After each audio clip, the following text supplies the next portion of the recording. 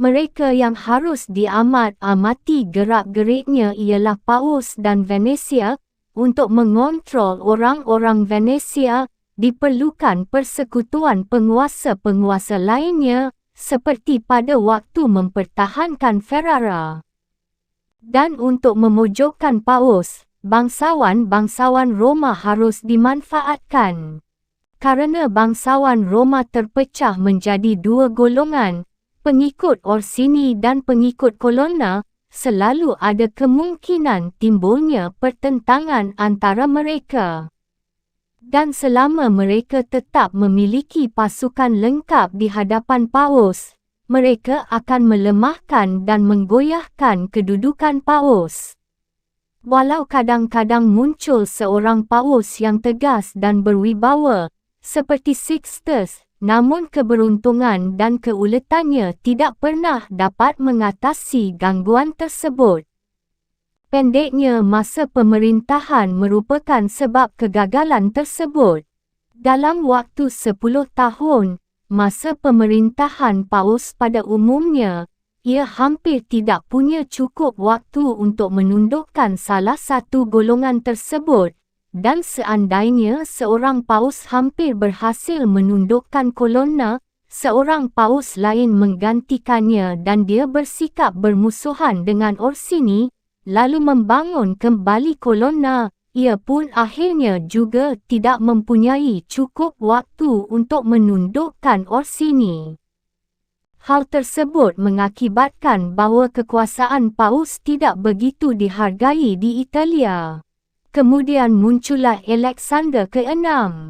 Dia melebihi paus-paus lainnya yang pernah memerintah, telah menunjukkan bagaimana memperoleh kekuasaan dengan menggunakan baik wang mahupun kekerasan. Dengan Pangeran Valentino sebagai alatnya dan invasi Perancis sebagai peluang, ia melaksanakan semuanya. Sebagaimana itu jelas ketika saya membahas tentang tindakan-tindakan pangeran. Dan walaupun tujuannya untuk menambah kebesaran sang pangeran dan bukannya kebesaran gereja, namun ternyata tindakan tersebut justru memperbesar kekuasaan gereja. Setelah kematian pangeran, gereja menjadi ahli waris dari hasil jerih payah pangeran. Kemudian muncullah Paus Julius, ketika gereja sudah sangat berkuasa, dengan menguasai seluruh Romagna setelah semua bangsawan Roma ditundukkan dan golongan-golongan ditumpas oleh Alexander. Ia juga menemukan cara untuk memperkaya diri dengan cara-cara yang belum pernah digunakan sebelum masa pemerintahan Alexander. Langkah-langkah ini tidak hanya diikuti oleh Julius, tetapi malahan ditingkatkan lagi. Ia berkeputusan untuk menguasai Bologna, menundukkan orang-orang Venesia dan mengusir orang-orang Perancis dari Italia. Dalam semua usaha tersebut ia berhasil baik. Ia pantas mendapat pujian lebih besar, karena segala sesuatu yang diperbuatnya dilakukannya demi bertambahnya kekuasaan gereja dan bukan kekuasaan seorang pribadi manapun. Ia juga membiarkan golongan Orsini dan Colonna sebagaimana adanya seperti pada waktu ia menundukkan mereka. Walaupun ada di antara mereka pemimpin-pemimpin yang ingin memberontak, namun dua hal menyebabkan mereka mengurungkan niatnya. Pertama, karena kebesaran gereja yang sangat mereka takuti. Kedua, karena mereka tidak mempunyai kardinal yang menciptakan kerusuhan di antara mereka.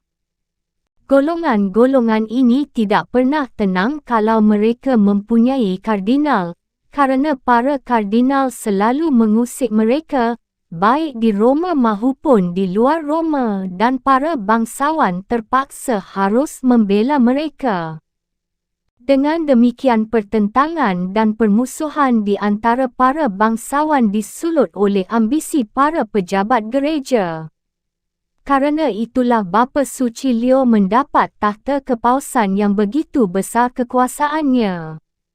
Diharapkan bahawa sebagaimana para paus pendahulunya telah membuat gereja begitu besar kekuasaannya oleh karena kekuatan angkatan perangnya, maka ia oleh karena kebaikan dan keutamaan lain yang tak terbilang banyaknya, akan membawa gereja menjadi besar dan sekaligus juga dimuliakan. 12. Organisasi militer dan pasukan tentara bayaran. Setelah membahas secara lengkap semua ciri kerajaan pada awal tulisan ini, dan setelah mempertimbangkan sebahagian alasan-alasan mengapa kerajaan-kerajaan itu berkembang atau gagal, dan setelah menunjukkan metode yang kerap kali digunakan untuk merebut dan menguasainya, tinggallah kini saya membicarakan secara umum berbagai cara yang digunakan kerajaan-kerajaan ini dalam mengatur diri, entah untuk menyerang atau untuk mempertahankan diri.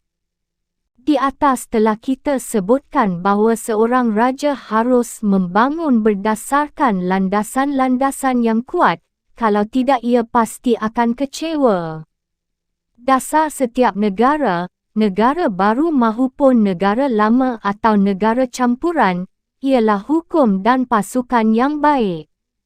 Dan karena orang tidak dapat mempunyai hukum yang baik tanpa angkatan perang yang baik, dan setiap ada pasukan yang baik pasti diikuti dengan hukum yang baik, saya tidak akan membahas hukum tetapi lebih memusatkan perhatian pada angkatan perang. Angkatan perang yang merupakan landasan seorang raja untuk mempertahankan negaranya, bisa merupakan angkatan perangnya sendiri atau pasukan tentara bayaran atau pasukan bantuan atau gabungan dari bermacam-macam pasukan tersebut. Tentara bayaran dan pasukan bantuan tidak ada gunanya dan berbahaya. Kalau seorang raja mengandalkan pertahanan negaranya pada tentara bayaran, ketenangan dan keamanan tak pernah akan dicapainya. Karena pasukan bayaran sifatnya tidak pernah bisa dipersatukan, haus akan kekuasaan, tidak memiliki disiplin dan tidak setia. Mereka memang orang-orang jagoan di antara teman-teman mereka, tetapi pengecut di hadapan musuh. Mereka tidak mempunyai rasa takut kepada Allah, mereka tidak setia terhadap sesama rekan mereka. Kekalahan dapat dihindari selama perang dapat ditunda. Dalam masa damai mereka akan mengacau negara, dan dalam masa perang musuh akan mengacau negara. Semua ini disebabkan karena mereka tidak mempunyai rasa tanggungjawab dan tidak merasa terlibat untuk tetap berjuang di medan pertempuran, sebagian karena gaji yang tidak cukup untuk menuntut mereka bersedia mati untuk raja. Mereka bersedia berdinas dalam angkatan perang anda kalau anda tidak dalam keadaan perang, tetapi begitu meletus perang mereka akan lari dari tanggungjawab mereka atau bubar. Tak perlu kiranya hal ini saya huraikan lebih panjang, karena kehancuran Italia dewasa ini tidak lain dan tidak bukan disebabkan karena mengandalkan pasukan bayaran itu bertahun-tahun lamanya. Walau kadang-kadang mereka dapat dimanfaatkan dan mereka nampak cukup berjiwa pahlawan kalau dibandingkan dengan pasukan bayaran lainnya, tetapi waktu pasukan asing menyerbu Italia, maka ketahuanlah siapa mereka sebenarnya. Itulah sebabnya Charles, Raja Perancis, mampu menundukkan Italia hanya dengan perwira-perwira yang bersenjatakan lidi. Dan kalau ada orang yang mengatakan bahawa sebab dari malapetaka ini adalah dosa-dosa kita, ia mengatakan suatu kebenaran, tetapi bukan dosa seperti yang mereka maksudkan, melainkan dosa yang sudah saya utarakan. Dan karena dosa-dosa itu adalah dosa raja, para raja pulalah yang menanggung hukuman atasnya. Saya ingin mengutarakan lebih jelas betapa menyedihkan kalau orang menggunakan pasukan bayaran. Panglima pasukan bayaran bisa merupakan orang yang memang terlatih dalam masalah perang, bisa juga tidak. Kalau mereka memang terlatih betul, mereka tidak dapat dipercaya, kerana mereka ingin sekali memperbesar keagungan mereka, entah dengan menundukkan raja, orang yang menyewanya, atau dengan menundukkan musuh lebih daripada yang diharapkan. Namun, jika panglima tersebut tidak berjiwa kesatria, sudah dapat dipastikan ia akan mendatangkan kehancuran. Kalau ada yang mengutarakan pendapat bahawa hal ini memang berlaku bagi angkatan perang manapun, baik pasukan bayaran maupun bukan, saya menjawab bahawa angkatan perang haruslah diperintah oleh seorang raja atau oleh seorang republik. Raja sendiri memimpin pasukan dan menjadi panglima perang. Seorang republik harus mengangkat rakyatnya sendiri dan kalau panglima yang ditunjuk tidak mampu, dapat diganti dan seandainya panglima tersebut memang orang yang mampu, kekuasaannya harus dibatasi oleh hukum. Pengalaman telah menunjukkan bahawa hanya para raja dan negara republik yang memiliki angkatan perang berhasil baik dan pasukan bayaran hanyalah mendatangkan kekalahan. Dan suatu republik yang memiliki angkatan perang sendiri, kecil sekali kemungkinannya untuk ditundukkan oleh seorang warga rakyatnya dibandingkan dengan republik yang tidak mempunyai angkatan perang sendiri. Kerajaan Roma dan Sparta bertahan lama bertahun-tahun kerana memiliki angkatan perang dan merdeka. Negara Swiss mempunyai angkatan perang yang lengkap dan merdeka seutuhnya. Orang Karthago merupakan contoh dalam hal ketergantungan pada pasukan bayaran pada zaman kuno. Mereka hampir saja ditundukkan oleh pasukan bayaran mereka setelah Perang Pertama melawan bangsa Romawi selesai, walaupun rakyat mereka sendiri yang menjadi panglima-panglimanya. Setelah Epaminondas meninggal, orang-orang Theba mengangkat Philip dari Macedon menjadi panglima angkatan perang, dan pada waktu ia meraih kemenangan ia merampas kemerdekaan mereka. Setelah Pangeran Philip meninggal, orang-orang Milan menyewa Francesco Sforza untuk memimpin pasukan angkatan perang berjuang melawan orang-orang Venesia. Dan setelah berhasil mengalahkan musuh di Caravaggio, ia bergabung dengan mereka agar dapat menundukkan majikannya, orang-orang Milan tersebut.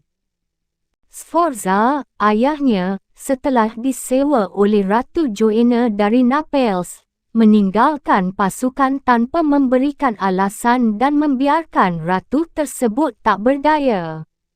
Untuk menyelamatkan kerajaannya, Ratu Joanna terpaksa meminta bantuan Raja Aragon. Memang, orang-orang Venesia dan Florence dahulu menggunakan pasukan bayaran untuk memperluas kekuasaan mereka, dan para panglima perangnya memang berjuang untuk membela mereka, tanpa merebut kekuasaan mereka. Tetapi dalam hal ini saya berpendapat, bahawa orang-orang Florence itu hanyalah kebetulan beruntung, kerana beberapa panglima yang mereka takuti tidak berusaha merebut kekuasaan dan beberapa telah ketahuan rencana-rencana mereka dan lainnya mengarahkan harapan mereka ke tempat lain. Giovanni Acuto merupakan orang yang terbukti gagal dan kerana demikian, kesetiaannya tidak dapat diuji. Tetapi diakui bahawa seandainya ia berhasil dalam perang, orang Florence tentu akan berada di bawah kekuasaannya. Keluarga Sforza selalu bermusuhan dengan keluarga Bracceschi dan masing-masing saling menjaga diri terhadap lainnya. Francesco mengarahkan ambisinya merebut Lombardi, Breccio melawan gereja dan kerajaan Naples. Marilah kita menengok peristiwa yang baru saja terjadi. Orang Florence mengangkat Paolo Vitelli, seorang yang licik, menjadi panglima mereka. Ia mulai dengan meyakinkan dan memperoleh penghargaan besar dan dihormati. Seandainya ia berhasil merebut Pisa, pasti orang Florence akan terpaksa mengikuti kehendaknya, kerana seandainya ia menyeberang bergabung dengan musuh pastilah mereka tidak akan berdaya melawannya.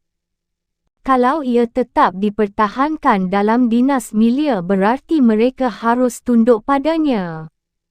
Kalau perluasan wilayah Venesia diperhatikan benar-benar, akan nampak jelas bahawa orang-orang Venesia berhasil meraih kemenangan dan mempertahankan dengan aman kalau mereka berperang dengan menggunakan pasukan sendiri. Ini terjadi sebelum mereka mulai memperluas pengaruh ke daratan. Dengan pasukan dan rakyat mereka sendiri yang patriotik, mereka menunjukkan jiwa kesatria yang sungguh dapat dibanggakan. Tetapi ketika mereka mulai memperluas pengaruh mereka ke daratan, jiwa kesatria mereka pudar dan mengikuti tradisi militer Italia. Ketika pertama kalinya mereka mulai memperoleh wilayah di daratan, mereka tidak merasa perlu mengkhawatirkan para panglima mereka, kerana wilayah kekuasaan mereka masih terbatas dan pengaruh mereka belum terlalu besar. Tetapi sewaktu wilayah mereka bertambah luas, dengan Carmagnola sebagai panglima mereka, mereka menyadari kesalahan strategi mereka. Mereka menyaksikan jiwa kesatria yang besar yang mampu ditunjukkan oleh Carmagnola dan di bawah pimpinannya mereka telah menundukkan Milan. Baru kemudian mereka mengetahui bahawa ia hanyalah bersemangat setengah-setengah saja dalam memimpin perang dan mereka sadar bahawa ia tidak akan dapat lagi memenangkan perang bagi mereka. Tetapi mereka tidak dapat memecatnya kerana khawatir jangan-jangan daerah yang telah mereka rebut akan lepas lagi. Demi keselamatan mereka sendiri, mereka terpaksa membunuhnya. Kemudian mereka mengangkat Bartolomeo da Bergamo, Roberto da San Severino, pangeran dari Pitigliano dan orang-orang seperti mereka itu, menjadi panglima-panglima mereka. Dan pada waktu mereka memegang jabatan panglima tersebut, masalah yang mereka hadapi ialah apakah mereka dapat mempertahankan wilayah yang sudah mereka kuasai, dan bukannya apakah mereka mampu menguasai daerah-daerah baru lagi. Demikianlah situasi mereka di Vaila, yang dalam pertempuran sehari, mereka kehilangan wilayah yang berhasil mereka kuasai setelah 8 abad memeras tenaga mereka. Pasukan tentara bayaran hanya menghasilkan kemenangan dengan perlahan-lahan, lambat dan rapuh, tetapi kehancuran datang secara cepat dan mengejutkan. Contoh-contoh di atas telah menarik perhatian saya terhadap Italia, yang sudah sekian lama dikuasai tentara bayaran. Karena itu saya ingin membahasnya dengan lebih cermat. Jika asal-usul dan perkembangan mereka menjadi jelas, akan mudah untuk mengatasinya. Paduka pasti mengetahui bahawa akhir-akhir ini, segera setelah kekaisaran ditentang di Italia dan Paus mulai merebut kedudukan yang lebih kuat dalam masalah-masalah duniawi, Italia terpecah menjadi beberapa kerajaan. Di banyak kota besar muncul pergolakan melawan para bangsawan yang mendapat kedudukan kerana dukungan kaisar. Pergolakan ini dulu didukung oleh gereja, agar gereja sendiri semakin bertambah besar kekuasaan duniawinya. Sedangkan di kota-kota lain salah seorang warga masyarakat menjadi penguasa. Dengan demikian Italia hampir seluruhnya berada di bawah kekuasaan gereja dan beberapa di bawah negara republik, dan kerana imam dan penduduk kota yang menjadi penguasa baru tidak terbiasa mengangkat senjata, mereka mulai menyewa orang-orang asing sebagai tentara mereka. Orang pertama yang berhasil memperoleh nama harum bagi pasukan semacam ini ialah Alberigo de Coneo yang berasal dari Romagna.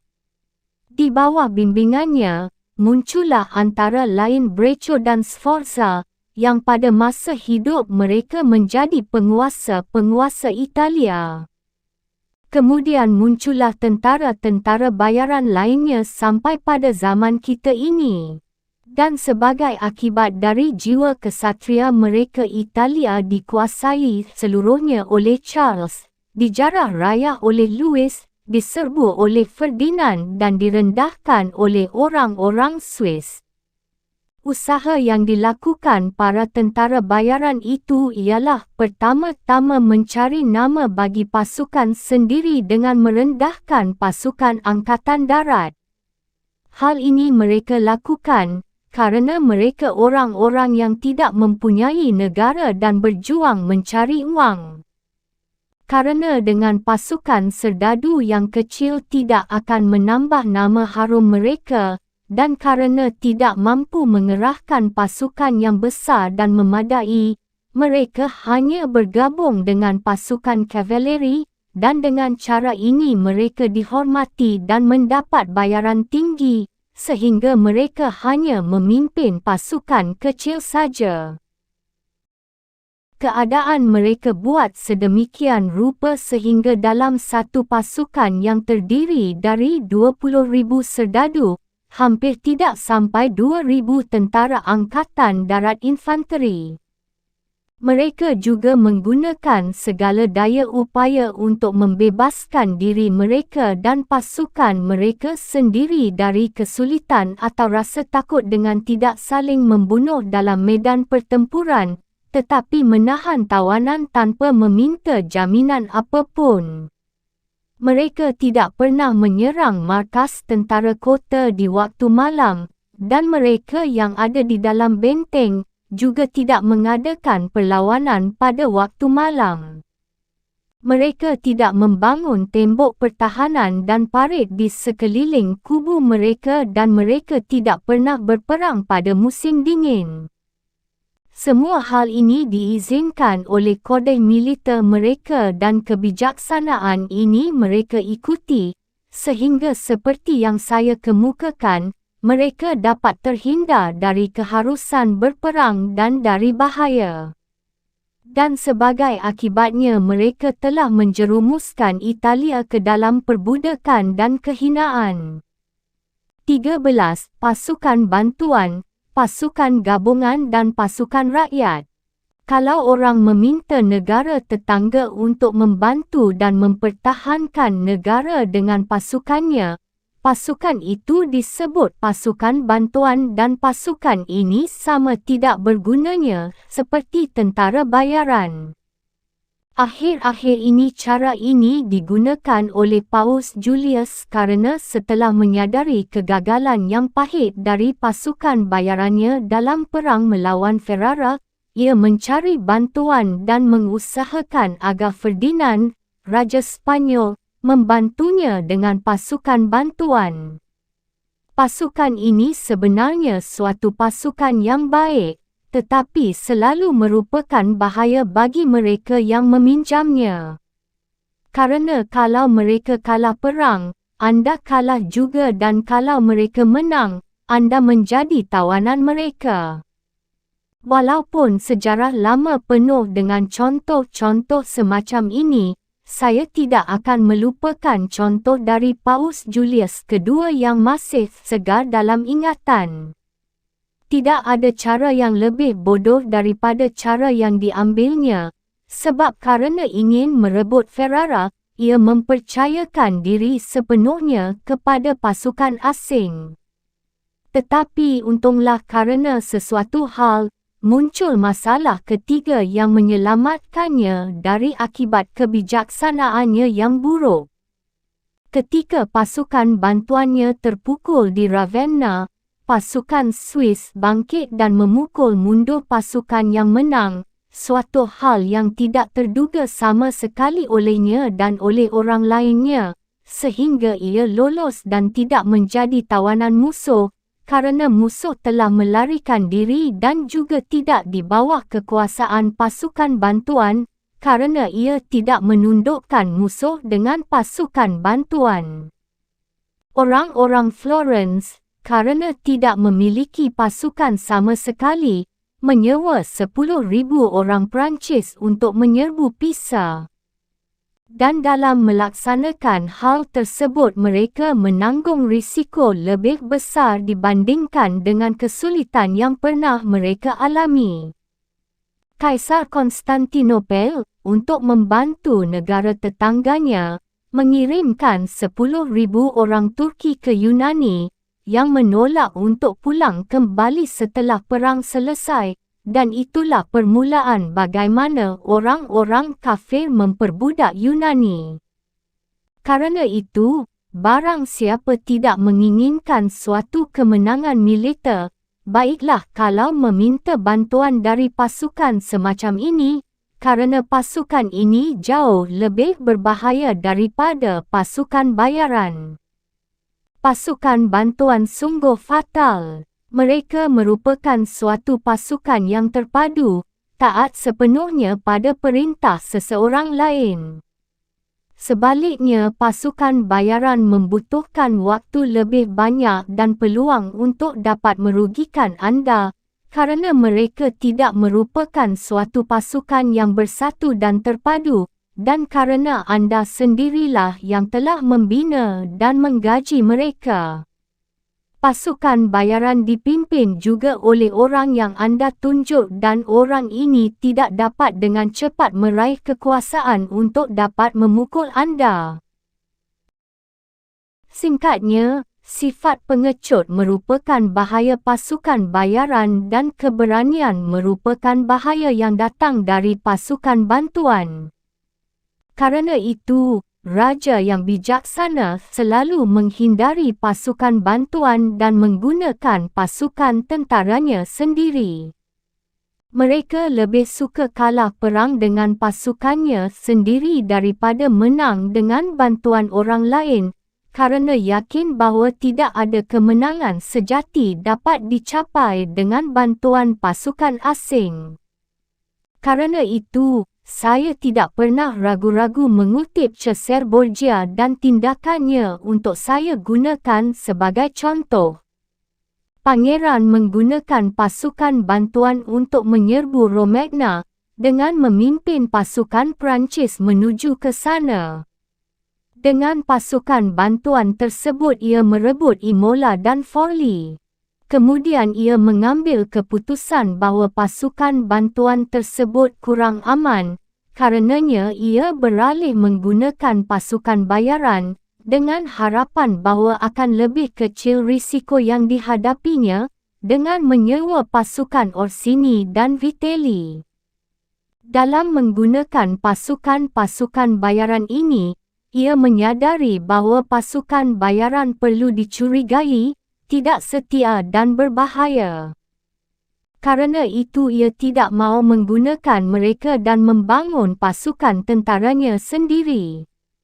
Dan orang mudah melihat perbezaan antara pasukan-pasukan tersebut setelah mengamati perbezaan antara pengaruh pangeran sewaktu ia hanya memiliki pasukan Perancis, sewaktu ia mempercayakan kekuatan pada pasukan Orsini dan Vitelli dan sewaktu ia mengandalkan hanya pada pasukannya sendiri dan dirinya sendiri. Ia bertambah bijaksana pada setiap langkah yang ditempuhnya. Dan orang sungguh menghargai dan menghormatinya sewaktu orang menyaksikan bahawa dia sungguh-sungguh menguasai sepenuhnya pasukan angkatan perangnya. Saya tidak akan melupakan contoh dari Italia yang terjadi akhir-akhir ini, namun saya juga tidak akan mengabaikan hero dari Syracuse, salah seorang dari orang-orang yang saya kemukakan sebelumnya. Seperti yang telah saya kemukakan, sewaktu orang-orang Syracuse memberinya kekuasaan untuk memimpin pasukan mereka, segera ia menyadari bahawa pasukan bayaran tidak berguna sama sekali. Mereka itu merupakan pasukan yang disewa dan diorganisir seperti pasukan bayaran kita di Italia. Ia merasa tidak mungkin mempertahankan mereka, sehingga ia menyuruh mereka dibantai habis. Baru kemudian ia berperang dengan pasukannya sendiri, tidak dengan pasukan asing. Saya ingin juga mengingat satu alegori dari kitab Perjanjian Lama yang relevan dengan pendapat saya. Daud menawarkan diri kepada Saul untuk melawan Goliath, pemimpin orang-orang Filistino, dan Saul untuk memberikan semangat keberanian, memberikan senjata dan perlengkapan perangnya sendiri kepada Daud. Tetapi setelah mencoba mengenakan senjata-senjata tersebut, Daud tidak mahu menggunakannya, dengan alasan bahawa ia tidak akan dapat berperang dengan baik dengan alat persenjataan tersebut, dan karenanya ia ingin menghadapi musuh dengan ketapel dan belatinya sendiri. Singkatnya, senjata milik orang lain menyebabkan kegagalan, memberi beban atau bahkan menghambat anda. Waktu Charles ke-7, ayah Raja Louis ke-11, karena keberuntungan dan semangat kesatria membebaskan Perancis dari kekuasaan Inggeris, ia menyadari betapa pentingnya memiliki suatu pasukan sendiri, dan ia mengeluarkan perintah untuk membina pasukan kuda dan infanteri. Kemudian puteranya, Raja Louis, menghapus peraturan yang mengatur pasukan infanteri dan ia mulai menyewa pasukan Swiss. Kesalahan ini, yang disusul dengan kesalahan-kesalahan lainnya, seperti dapat kita saksikan, merupakan sebab timbulnya bahaya yang mengancam kerajaan tersebut. Pengaruh yang semakin besar dari pasukan Swiss telah menurunkan semangat sisa pasukan. Pasukan infanteri telah dibubarkan sama sekali dan pasukan berkuda dibuatnya bergantung pada pasukan asing. Karena mereka sudah terbiasa berperang bersama pasukan Swiss dan mereka yakin bahawa tanpa pasukan Swiss, mereka tidak menang dalam perang. Karena hal ini, pasukan Perancis bukan merupakan pasukan Swiss dan tanpa bantuan Swiss, ia tidak dapat menghadapi musuh mana pun juga. Dengan demikian Perancis menggunakan pasukan gabungan, sebagian pasukan bayaran dan sebagian pasukan rakyat.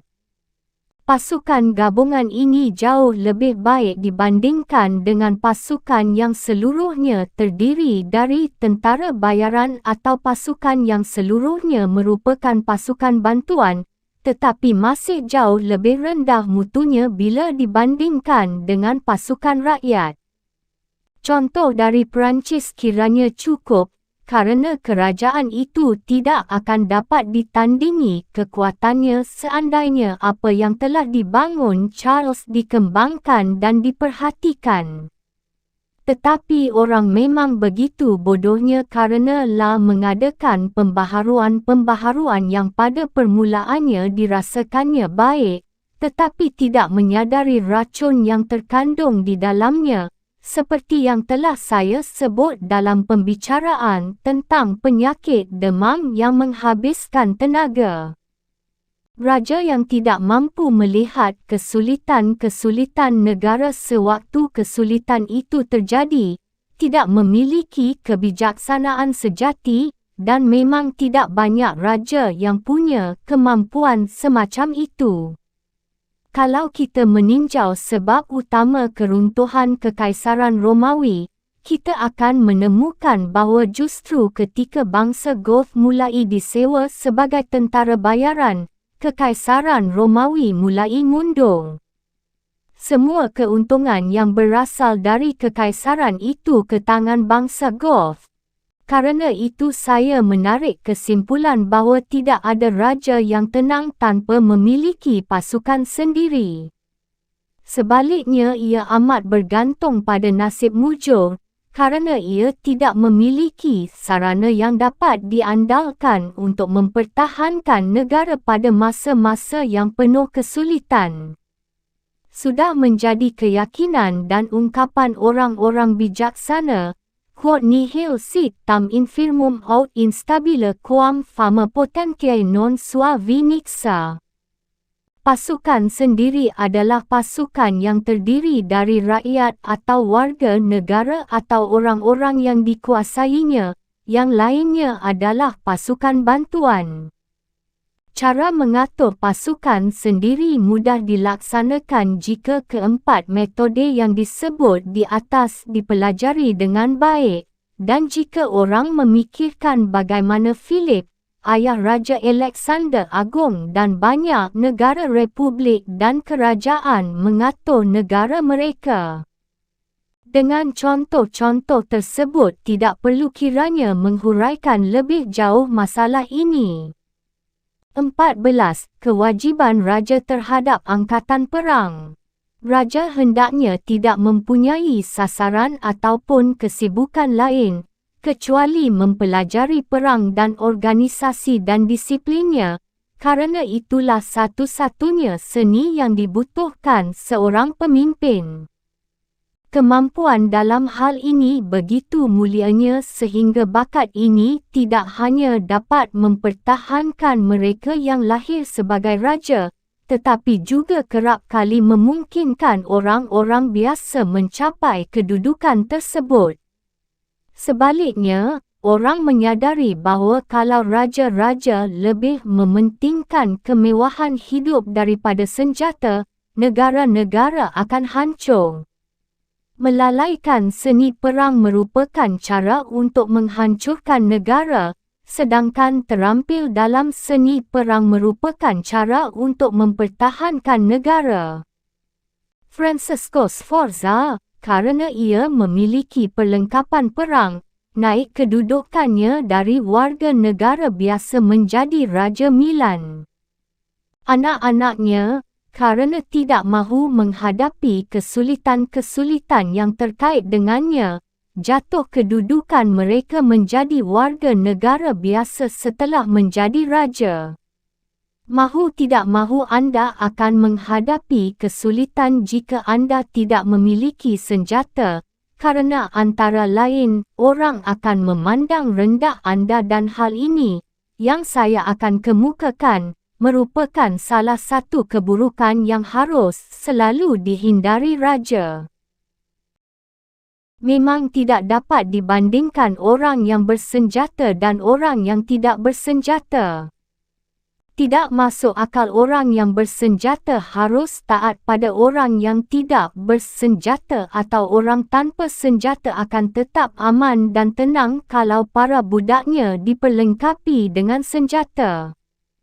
Mengenai hal yang terakhir ini, akan timbul kecurigaan di satu pihak dan rasa tidak senang di lain pihak, yang tidak memungkinkan adanya kerjasama.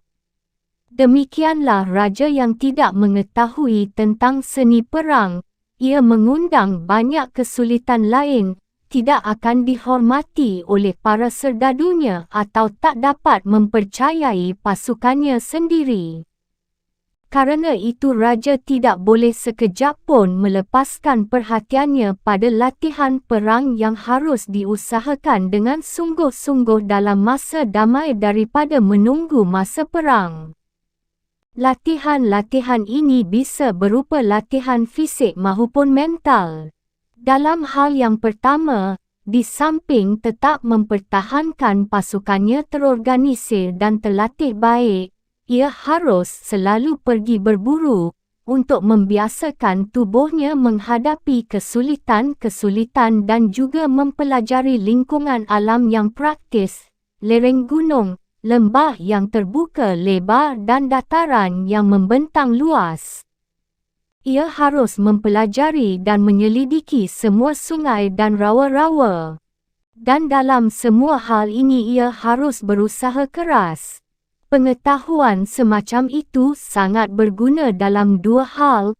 Pertama, kalau ia memiliki suatu pengetahuan yang jelas tentang lingkungan setempat, ia akan lebih mengetahui bagaimana ia harus mengatur pertahanan. Selain itu, dengan mengetahui dan mengenal kondisi setempat, akan memudahkan ia untuk memahami benar-benar ciri setiap tempat baru yang ia perlukan untuk membiasakan diri dengan situasi setempat. Umpamanya, bukit dan lembah, dataran, sungai dan rawa-rawa daerah Tuscan mempunyai ciri-ciri tertentu yang sama dengan ciri provinsi lainnya. Sehingga dengan mengenal lingkungan suatu provinsi tertentu orang mudah memahami lingkungan provinsi lainnya. Raja yang tidak memiliki bakat ini tidak memenuhi persyaratan untuk menjadi seorang panglima yang baik.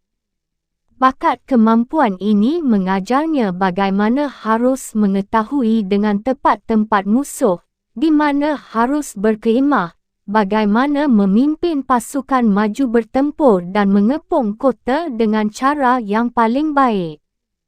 Philopoemen, pemimpin bangsa Achaia, dipuji oleh para ahli sejarah, antara lain, kerana dalam masa damai tidak ada yang dipikirkan selain strategi militer.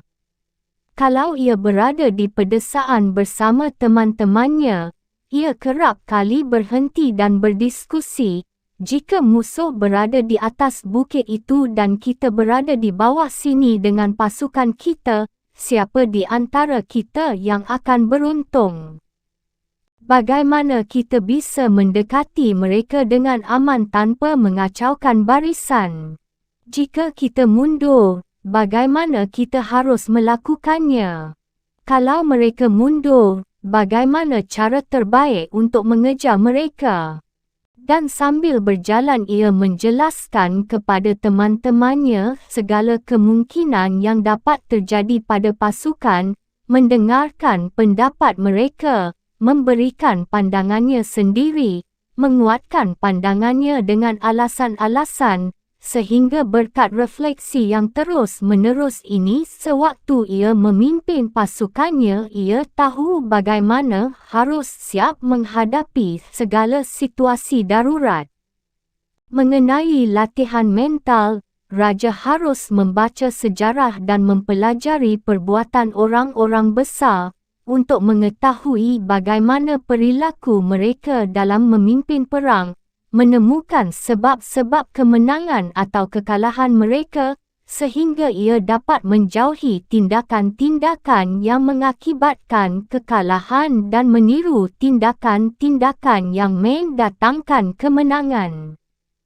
Lebih-lebih, ia harus membaca sejarah sehingga ia mampu melaksanakan apa yang dilakukan orang-orang besar sebelumnya.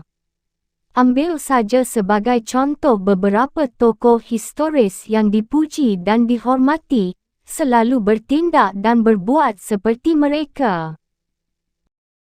Menurut kata orang, Alexander Agung meniru Achilles, Caesar meniru Alexander dan Scipio meniru Cyrus.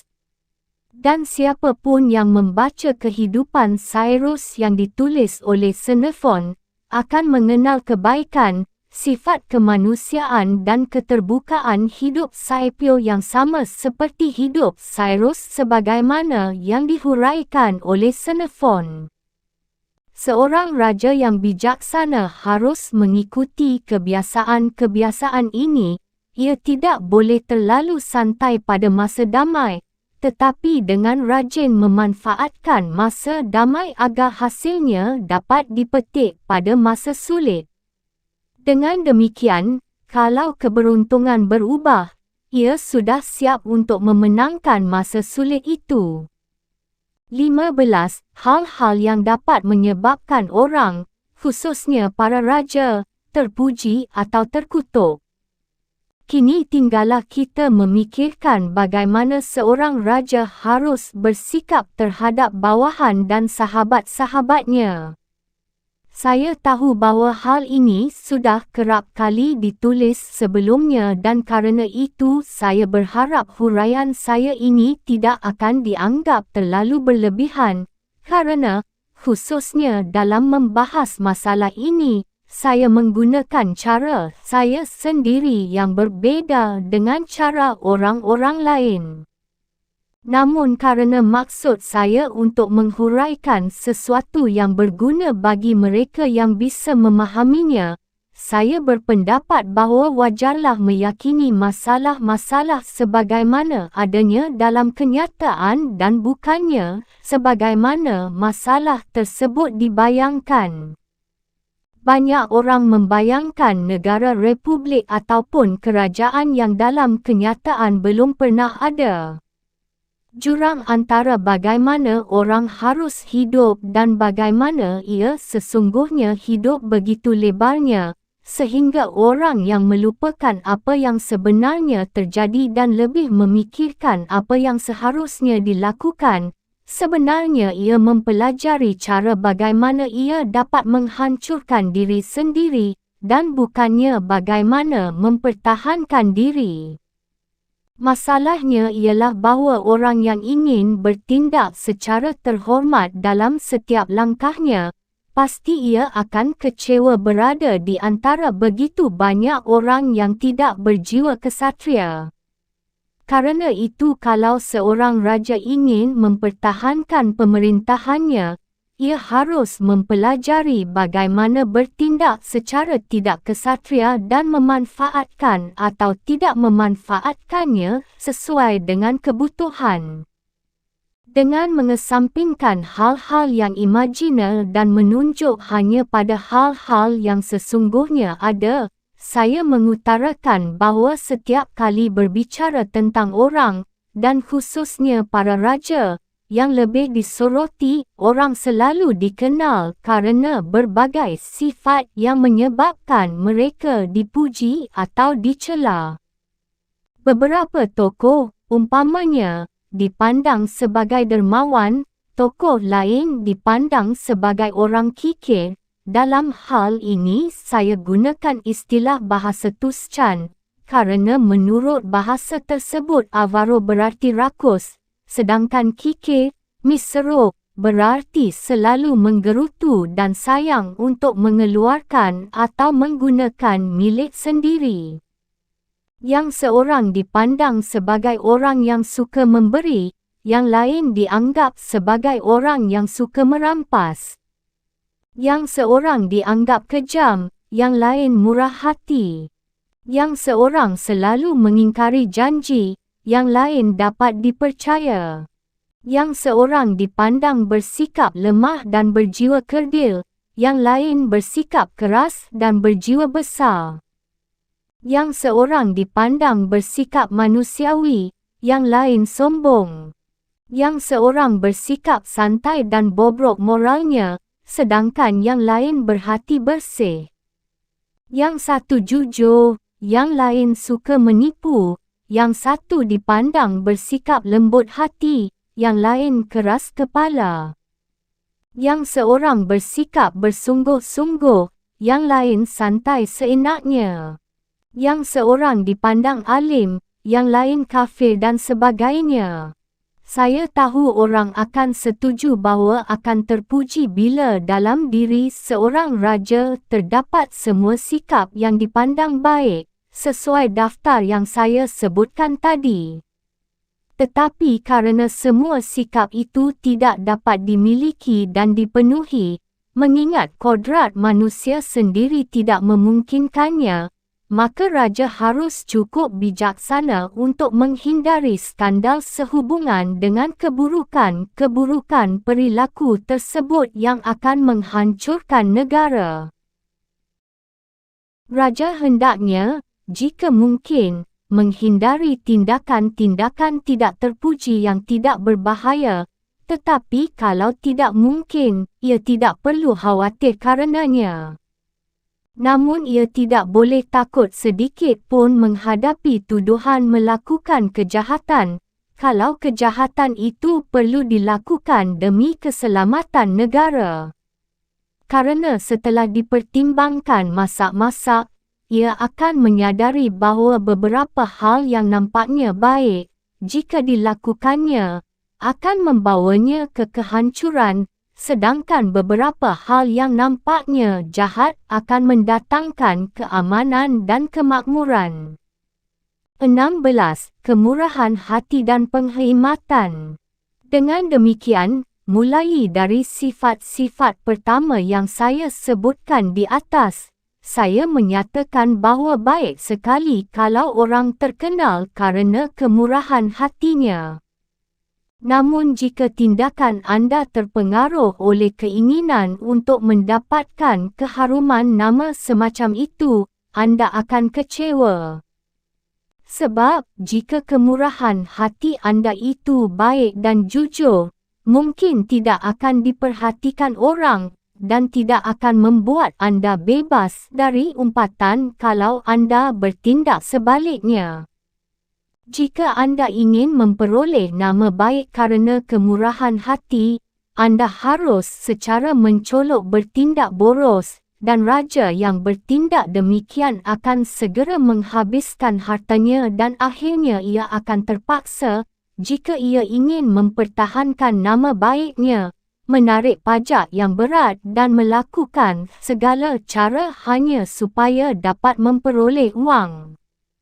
Hal ini akan merupakan permulaan rakyat membencinya dan kerana ia akan menjadi semakin miskin, biasanya ia akan tidak dihargai orang lagi. Sebagai akibatnya, kerana kemurahan hatinya tersebut dan kerana telah melukai hati banyak orang dan memberi hadiah kepada beberapa orang saja, ia akan mudah sekali mendapat kecaman atas kegagalan kecil yang dilakukannya, dan itulah awal bahaya yang dihadapinya dan akan membuatnya kecewa. Kalau ia menyadari hal ini dan mencoba menelusuri jalan yang benar, ia segera akan dicap sebagai seorang yang kikir. Karena itu seorang raja tidak perlu bertindak murah hati untuk membuat dirinya tersohor, kecuali kalau ia mahu mempertaruhkan dirinya. Jika ia bijaksana, ia tidak akan berkeberatan dianggap sebagai seorang yang kikir. Pada saatnya ia akan diakui sebagai orang yang sebetulnya murah hati, kerana menyadari bahawa dengan menghemat pendapatan yang ada, ia dapat mempertahankan diri dari penyerbu musuh, dan ia dapat melakukan perlawanan tanpa membebani rakyat. Dengan demikian ia membuktikan diri bermurah hati terhadap mereka yang tidak dipungut apa-apa, dan jumlah mereka banyak sekali. Sedangkan ia bersikap kikir terhadap mereka yang tidak menerima apapun dari raja dan jumlah mereka ini sedikit. Pada zaman ini banyak hal besar dilakukan hanya oleh mereka yang dipandang kikir, sedangkan orang-orang lain mengalami kehancuran. Paus Julius II menggunakan cara bertindak bermurah hati untuk memenangkan tahta kepausan, tetapi kemudian ia tidak mempertahankan kemurahan hatinya tersebut, kerana ia ingin dapat membiayai perang yang dilakukannya.